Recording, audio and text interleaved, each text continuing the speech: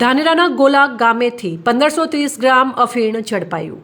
Palanpur local crime branch એટલે કે એલસીબીએ ધાનેરા તાલુકાના ગોલા ગામેથી ₹1,53,000ની કિંમતનું 1530 ગ્રામ અફીણ જપ્ત કરીને એક વ્યક્તિની સામે ફરિયાદ દાખલ કરી છે। પાલનપુર એલસીબીને બાતમી મળી હતી કે ગોલા ગામમાં ગેરકાયદેસર પ્રવૃત્તિ થઈ રહી છે।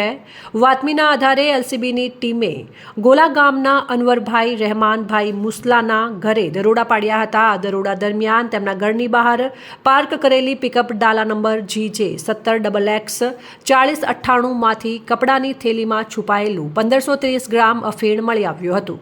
આ જથ્થાની કિંમત આશરે ₹1,53,000 આંકવામાં આવી રહી છે।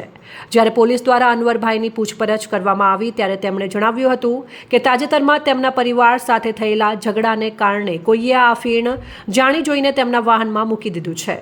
પાલનપુર એલસીબીના વિક્રમભાઈ પીરાભાઈ દ્વારા ધાનેરા પોલીસ સ્ટેશનમાં narcotics drugs and psychotropic substances એટલે કે NDPS એક્ટ 1985ની કલમ 17B હેઠળ ફરિયાદ નોંધવામાં આવી છે। ધાનેરા પોલીસે આ અંગે વધુ તપાસ હાથ ધરી છે।